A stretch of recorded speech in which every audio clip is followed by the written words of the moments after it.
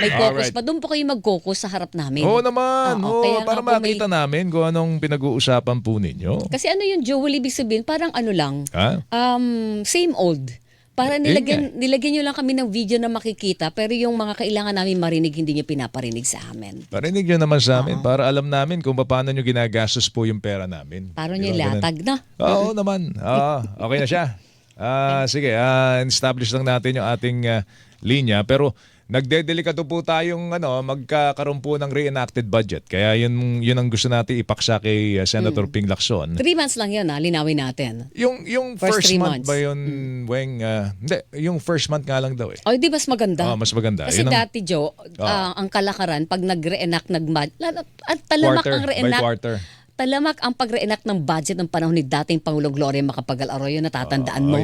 Ilang taon nang reenacted ang budget noon. Pero ang matik nila noon, yung first 3 months ang automatic na reenacted. Pero pag sinabi ng mga senador natin na 1 buwan lang, ay di mas makakahinga tayo na maluwag. But for the record, sabi ng Palasyo ng Malacanang sa pamamagitan nila. ni Undersecretary Claire Castro, ayaw nila ng reenacted budget. Dahil maraming mga proyekto ang gobyerno na Nakasalalay doon sa budget ng na hindi first hindi quarter. maipapatupad kung magkakaroon tayo ng reenacted budget. Kaya Totoo lang, yun. syempre, nasa kamay pa rin ni Presidente Oo. yung paggastos doon dahil yun nga isang Totoo tinatawag nating pork barrel, mga kapuso. Nasa linya natin, Senator Panfilo Lacson, Senate President Pro Tempore. Senator, magandang umaga, si Joel Siweng po ito. Magandang umaga po.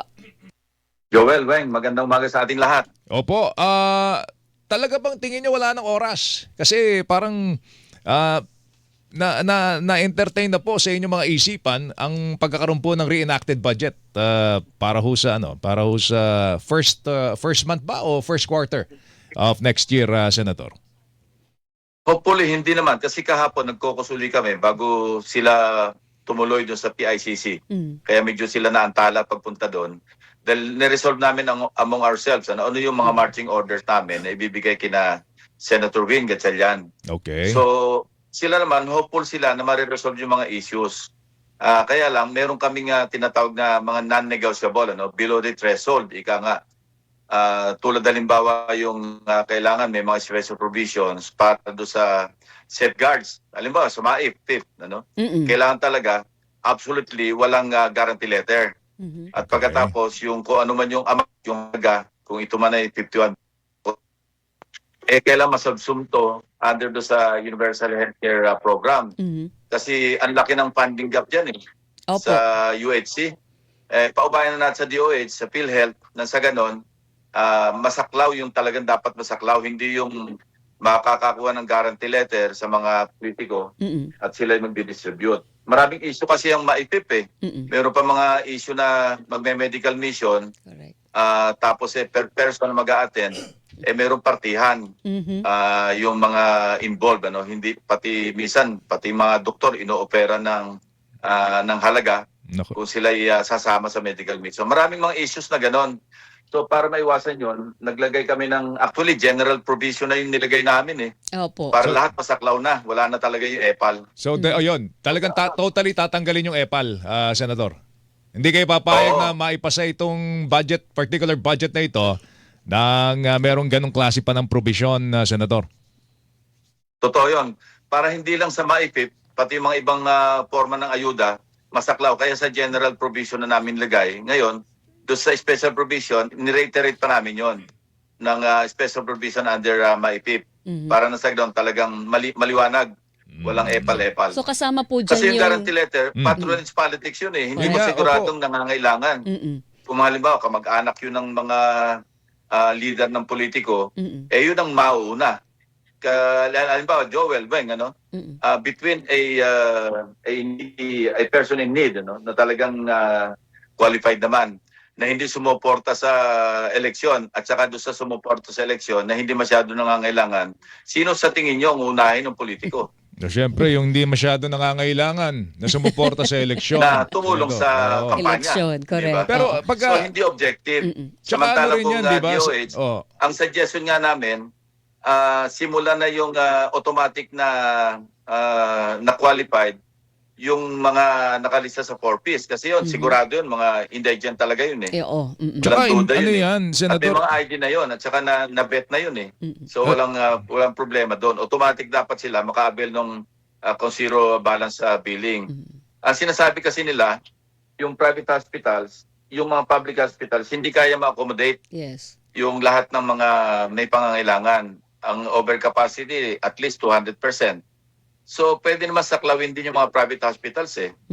Tsaka Ang tanggalin na natin yan nakaka-avail sa mga talaga. private hospitals, yung mga may pera eh, yung hindi masyadong nangangailangan eh. Sir, linawin ko lang, yung general provision na yun sa anti-EPAL, kasama po dyan yung AIX and DSWD, Lahat yung daw eh, tupad lahat ng na. dole. Lahat na. Oo, Ayan. lahat. Ako kasi meron din akong bill, mapoformalize ito kung may papasa yung panukalang batas na talagang bawal yung EPAL. At yung sa akin, may penal provision eh. May kulong. May kulong pa. At saka may mga administrative na kaso. Kapag ikaw ay sumulpot doon sa pagdidistribute na hindi ka dapat naandoon. Ano? Kahit Yung yung- konti pakikialam lang, umepal ka, merong, pero siyempre sa GAA, hindi naman pwedeng lagyan ng ganun. Ano? Kaya Opo. general provision lang Yes. na Tsaka ano binabawal. yan, Weng, tingin ko dyan indirect vote buying yan. Di ba? Totoo naman yun. Tinulungan mo eh. Di ba? Oo. Magkakaroon ng utang na loob sa yung tao. Tatatak yun eh. Tapos pati yung kanyang mga kasama sa bahay, hikayatin niya, iboto nyo to kasi tinulungan ako dito sa... Yes. Parang, Oo, sinama pa nga ni Senator Bin, pati ka mag-anak eh, in-enhance niya pa eh.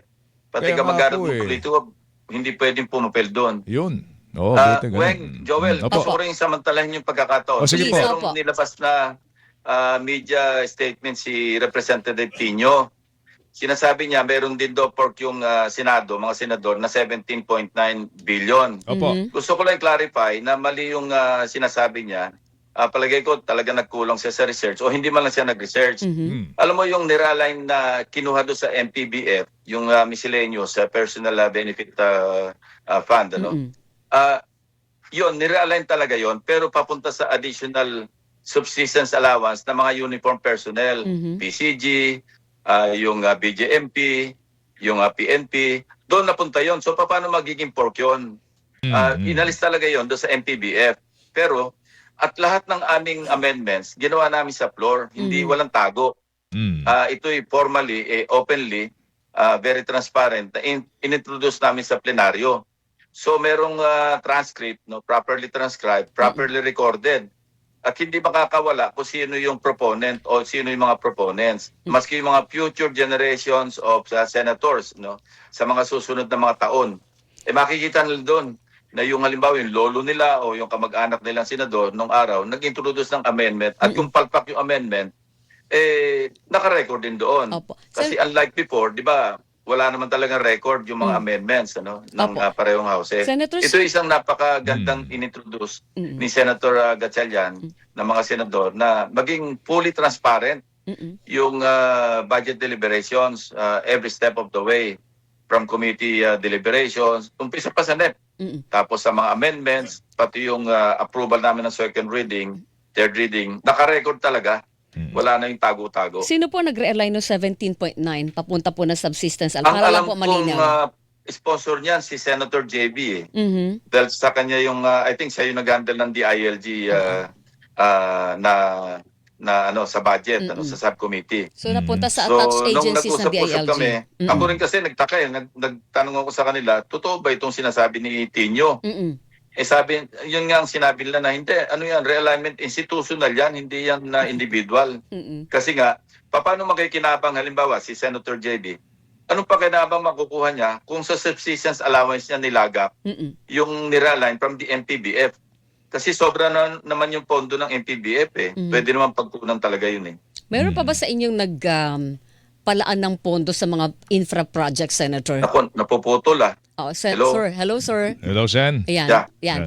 Sir, meron pa ba sa inyo mga senador at kongresista na nagpa-insert ba, for lack of words, na nagpalaan po ng pondo sa mga infrastructure project? Kasi doon tayo sinasabing medyo allergic dahil doon merong komisyonan, hindi ba, Senator? O, paano mangungumisyon doon sa subsistence allowance? Hindi, sa iba po Layo naman siguro nun. Ang komisyonan, pagka sa farm to market roads, Yes. Yan, kasi yan. sabi nga nila dyan, farm to pocket eh. Yun po ang tinatanong ko, Roads, Senator. ano? Meron po bang mga senador ngayon at mga kongresista na nagpasingit pa rin ng mga o nag-propose ng project na panghalimbawa, farm to market, flood control project na bukas sa komisyonan? Wala nga kasing description, walang definition o walang description yung mga farm to market roads. Ang masama, noong nagkasundo sila na na-increase hanggang 33 billion, pinalitan pa nila yung listahan at hindi makapani na Senator Kiko Pangilinan kung saan i-implementa yung mga kanilang pinopropose. Sabay kami ito kasi maliwanag na insertion kasi ang ginawa nila noong nagpasa sila on third reading, lump sum eh. Kami, itemize yung 16 billion yata yun or Opo. something.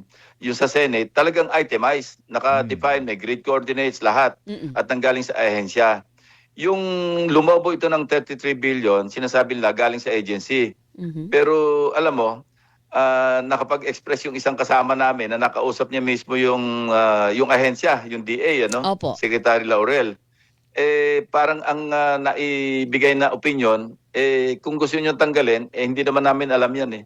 Ay, So parang lumalabas, yung ahensya yung nagre-request, pero hindi hindi nila naman alam. talagang ahensya yung nagre-request. Parang ganon. Sino? Ganon din yung nagre-request? nangyari doon sa, Baka yung... yung sa DSWD, yung sa MAIPIP. Oo. Maraming ganon eh. Hindi, tsaka- Si DPWH Secretary Vince Dizon, kasi kinausap ko siya noong dinideny niya na nagkamali sila sa computation. Parang nababagsakan pa ng sisi yung mga senador dahil kami raw nagkamali. Sa amin, parang foul naman yon kasi kami parang we just took the cue from his pronouncements at saka yung pronouncement ng Pangulo na kakata ng 25% yung lahat ng yung mga sa CMPD, hindi ba? Pagkatapos nung BICAM nung inimbita siya, parang sinasabi niya hindi sila nagkamali kundi Senado. Saan naman kami lulugar noon? Parang kami yung may gusto na magdagdag o bawasan yung cut na hindi naman totoo. So yun ang naging isang Hindi, contentious issue. Nung kausap ko siya, tinanong ko siya diretso, sabi ko, Sec Vince, magprangkahan lang tayong dalawa kako kasi nag-alboroto yung mga kasama ko dahil tinanggi mo. Yan ba kusang loob mong sinabi na kailangan bawasan yung cut, yung 45 billion o merong pressure?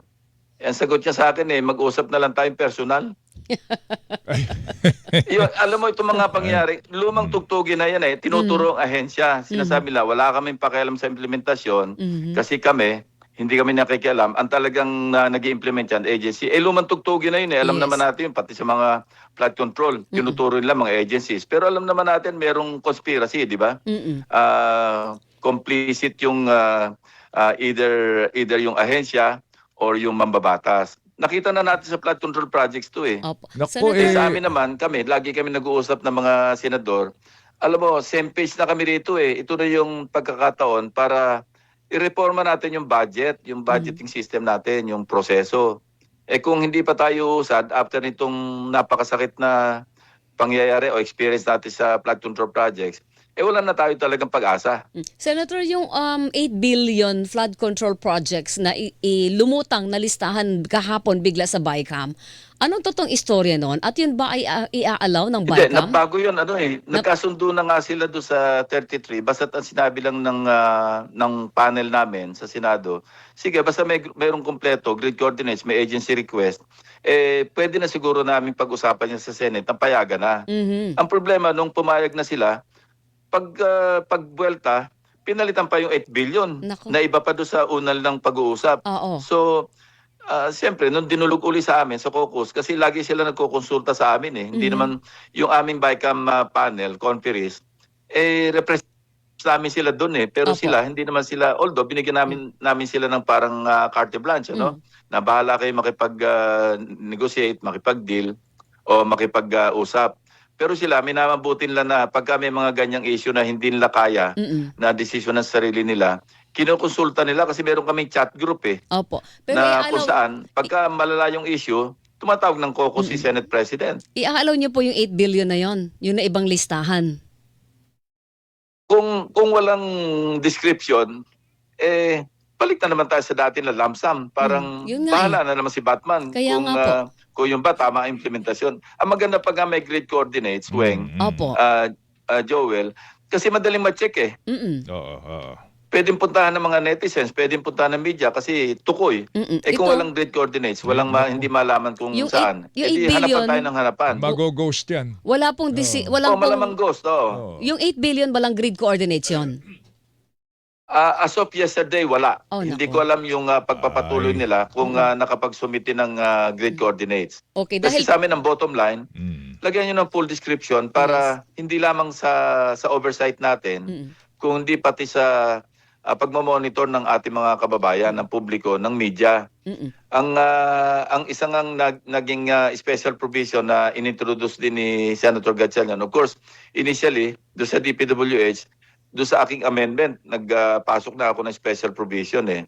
Pero ang ginawa pa ni Senator Win Gatchalian, dinagdagan niya pa na monthly may oversight. Mhm. I-check namin kung ano yung progress ng implementasyon ng ahensya doon sa mga DPWH projects. Maganda Pahig naman yun. si Secretary Vince Dizon doon Mhm. dahil para may makatulong din siya sa pagmamonitor. Ang problema, talagang merong mga iba na nagpipilit pa rin sumingit. Alam mo, nagsisisi na lang siguro yung iba pag naandyan na yung kaso eh. Pero hanggang hindi sila nasasangkot sa kaso, Mm-mm. parang wala lang. Oo. Naghahanap ng paraan. Alam mo, Tuloy ang ligaya. ng Tuloy ang malulusutan. ligaya po yan. Tuloy ang ligaya. Senator- Oo, tinanggal nga ni Pangulong Marcos yung 255.5 billion, di ba? Opo. Flood control kasi marami pang hindi nagamit. Alam mo yung 255.5 billion, wala natira sa Senate dun eh. Inubos nila doon sa lower house eh. My goodness. Inatado nila yung kung saan napunta. Hindi, Inatado ito talaga. lang, Weng, ang nabahala ko doon sa binanggit ni Senator Ping, yung Department of Agriculture. Sige, sabi nila, okay lang, sige, bawasan yun. Hindi naman amin yan. Oo, diba? So, sino yun? Hello? Paano yun? Di ba? Yeah, oo. May interruption tayo. May interaction daw, Senador, Nico. ito Oo. lang. Oo nga eh. Ang Ito. akin lang, baka ako, yan, yung Stanley Cabral na maglalako sa mga, Oo, mga mambabatas. O ito meron tayo rito. Anong gusto nyo isingit na proyekto rito? Baka ganun Oo. nangyari dito sa 33 billion. Pwede. Mhm. Di ba?